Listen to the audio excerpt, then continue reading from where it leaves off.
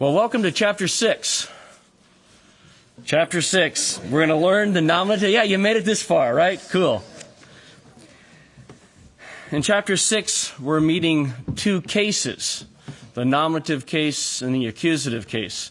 And so we're finally getting into the heart of this language. Your average run-of-the-mill Greek noun is made up of two parts. You may have memorized the lexical form as apostolos, but there's really two parts that make up that word. And the first is its stem, apostola in this case. And the stem of the word is the most basic part of the word. It carries the meaning of the word. It doesn't matter what you do to the stem, that's the part that carries its meaning. But on to the end, in most cases, what we will find is that Greek appends things called case endings. And in the case of the word apostolos, it's the sigma that is the case ending that has been added to the end of the stem. Now why, you may ask, did they do that? To make your life miserable, of course. Nah. It leads us into what we talked about last time, that words perform different functions in a sentence. And in Greek, what function they perform determines what case ending is used. In other words, from the speaker's standpoint, they think function, therefore case ending. And what we're going to do is the exact reverse. As translators, we will look at the case ending, determine what case it is, and determine what function the word is performing in the sentence. But the basic point is that words perform different functions in a sentence, and what function a word performs determines what case ending is attached to the stem. So, for example, if you saw the word apostolos, you will recognize that that is a certain case ending that indicates apostolos is functioning as a subject. If you saw apostolon with a new case ending, you would recognize that it's performing a different function, that of a direct object. So do you understand the relationship between case endings and function? Function affects the case endings, but there's other things as well that affect what case ending is used. One of those is gender. What you'll find is that there are different patterns of case endings. And if the word, for example, is masculine, the right case ending in a certain situation may be sigma. But if that word were a neuter word, in exactly the same situation, it would use a nu. Or if it were feminine, it in fact might not use any ending at all. What I've shown you on the overhead is the dash just means there's a word in front of it, and that vowel is the last letter of the stem. In other words, all that you need to see at this point is that what gender a word is can determine what case ending is used. What else affects the case ending that's used? Well, number does. Now we're getting into meaning at this point. But for example, if you saw the word apostolos, you would look at that sigma and you would say, oh, it's singular. It's only one. But if you saw apostoloi with the iota, you'd say, oh, plural. There's more than one apostle being discussed here. So whether you're singular or plural can determine what case ending is used. What declension a word follows can determine what case ending is used. Hora is called a first declension noun, and in one particular case, it doesn't have a case ending. It's just the bare stem standing there. But if it's a second declension noun, like apostolos, then it's going to have a sigma. Aragon is a second declension neuter, and it uses a nu. Okay, now you don't have to know the specifics in any of these examples, but all I want you to see is there are 3 or 4 things that all kind of mix together to determine what case ending is used. And that's one of the things that's a little difficult about languages. You can't just hold one thing in your memory. You have to sometimes hold 4 or 5. The word's meaning, its gender, its case, its number, its declension, all these kinds of things. Okay, so with all that as background, let's look at the two cases. The first case you learn in this chapter is the nominative case.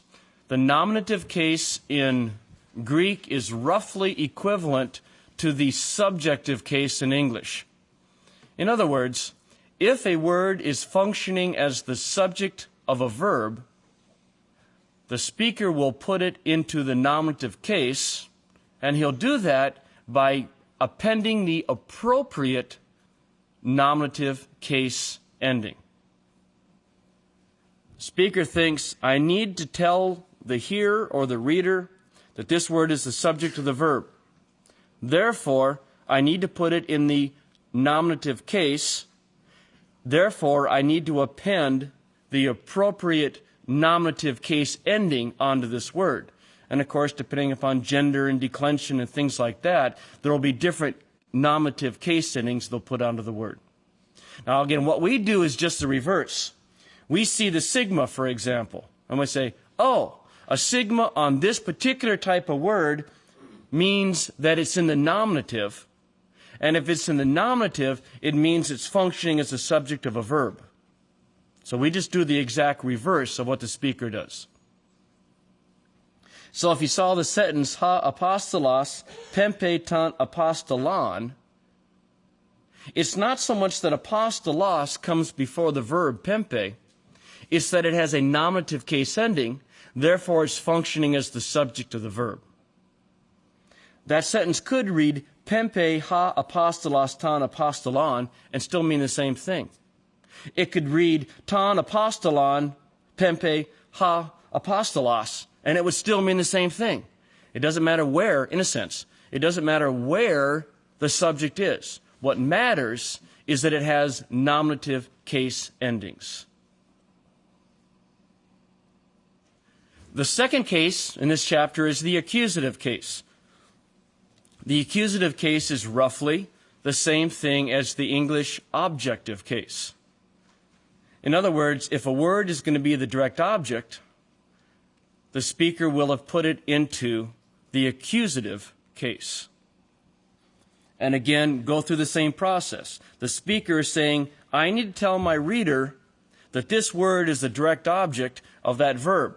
Therefore, I have to put it in the accusative case. So now I have to go find the appropriate accusative case ending and stick it onto the stem. We do the reverse. We see an accusative case ending. We go, oh, this must be in the accusative case. This must be functioning as the direct object. Please recognize it's not word order. And it's just a conceptual barrier, and you need to get over it. Because your tendency is to take the first noun that you see in a sentence and go, oh, the subject. And what you have to train yourself is, I've got to find the subject. And what you're looking for is anything in the nominative case. And you start scanning the verse looking for nominative case endings. Ah, gotcha. There's the subject. Now where's the verb? Okay. And you start to do your translation work that way. It's not word order. It's inflection. So since case endings are so significant, these are one of the few charts that you absolutely must memorize. So what you have here are just the case endings, the suffixes that are going to be added on to the end of the stem to indicate case and number. All right? Here are some examples of what those case endings are going to look like when they're actually on words. In other words, you have a lexical form logos. It means word. And when it's a singular word and it's the subject of the sentence, you will find it as logos, because sigma can be a nominative singular case ending, and that is the nominative singular case ending that logos uses. If the word, go to the far right-hand column, if the word ergon is the word that's the subject of the sentence, it happens to be neuter. It still is going to be nominative singular, but because it's a neuter word, it has a different case ending, the nu. And so you'll find ergon. If, however, the subject of your verb is a feminine singular, you will find that in the nominative singular there is no case ending for first declension feminine words. And so the bare stem stands there, and you have graphe or hora. Now you notice first declension stems are stems ending in alpha or eta. That's why there's two words there. If you go into the accusative, in other words, if you have a word that's going to be the direct object, it has to have an accusative, in this case, singular, case ending. And so the speaker is going to say, what is the appropriate accusative singular case ending? Well, for a second declension masculine, it's new. And so you will find logon. If it's a neuter word that's a direct object, second declension neuter, it's new again. Ergon. If, however, your direct object is a first declension feminine, it's going to use the new case ending. And you're going to get graphein or horon. You get into the plurals, and all you have are a different set of endings. Lagoi, graphai, horai. Notice something about graphai? The stem vowel changed, didn't it? In feminine words, you can have stems ending in alpha or eta. When you get into the plural, they all go to alpha. Erga is what happens. You'll notice, you may have noticed in the initial paradigm, the alpha was underlined. That's my way of saying that the case ending merges with the final stem vowel and overtakes it. So you don't get erga, omicron alpha, but you get erga. And if your word is a plural accusative, the speaker will have used, or the writer will have used, an accusative plural case ending, whatever's appropriate for that word, determined by its declension, by its gender, and other things. And you get lagus, graphos, horos, or again, erga. Okay, are you seeing how, what's important at this point is that you see how case endings are functioning. Not so much memorizing what they are, but seeing how they function, okay? There are 3 noun rules in the book. What I do is that you have 1 chart and 8 noun rules, and that replaces about 50 paradigms. You're welcome. Now, the downside is you have to know them perfectly. You have to know the case ending chart perfectly, and you have to memorize the noun rules perfectly. So please do so.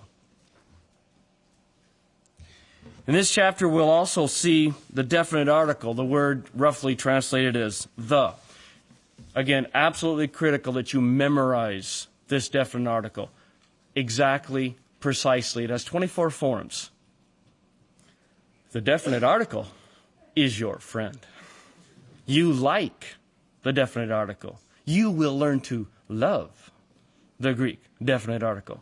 Your spouse may feel jealous that you love the definite article so much. Do you know why? Because it gets you out of all sorts of troubles. The noun system can kind of go all over the place when it feels like it. The definite article doesn't. Even if you get stuck with the noun, the article that is normally with it is always going to be one of the 24 forms that you memorized. And it brings up a very important point. The definite article agrees with the noun that it modifies. If you say the word, what the speaker is going to do when he gets to say the, he has to go check what form of logos he's looking at. Is it accusative singular? Is it nominative plural? And whatever case, number, and gender the noun is, the article will be the same case, number, and gender. And ha, omicron with a rough breathing, is always nominative singular masculine. Hey, eta with a rough breathing is always nominative singular feminine. Always. No variation, no changing, no shadow. All right? So really commit the definite article to memory. There are inspirations we all get in life that have more impact than you ever think they're all going to have. I put this last statement in the grammar more as a kind of an afterthought, and people have latched onto it. I actually have a T-shirt from a school in Tennessee where it has fog on it. Friends of Greek, you are now entering the fog. Life used to be clear. It used to be somewhat precise. You used to feel like you knew who you were and where you're going and where you came from. That's all going away. Sorry. You enter the fog when you enter a new chapter. Things just aren't quite so clear. You read it and you reread it and you say, well, I think I know it, but I'm not absolutely sure. What I want to tell you is this. Please listen carefully. It's okay. It's okay to be in the fog. It doesn't mean you're stupid. It doesn't mean you don't understand it. But language learning takes a little bit of time to sink in, unless you're a linguistic genius, and some of you may. But for most of us, it has to sink in, and this is just an issue of days. And this is why you can't cram in Greek, because it just takes time to settle into your mind and to kind of mesh with everything else you've learned about the language. So please don't be frustrated with yourself. Be patient with yourself. If you feel like you're stupid and you can't learn this language, all that you have to do is go back 2 chapters. Go back to chapter 4 when you're done with chapter 6. If you're frustrated with yourself after chapter 6, and say, okay, how's chapter 4? Piece of cake. I can syllabify words, I can pronounce the words, I can sing psalata. I mean, really. Okay, as long as you can go back 2 chapters and it's clear, you're safe. Now, if you're really struggling 2 chapters back, then you need to tell your TA. Tell your TA that the old fog's still there. Tell me the old fog is still there. And that's a problem. But don't worry about a fog in your current chapter, okay?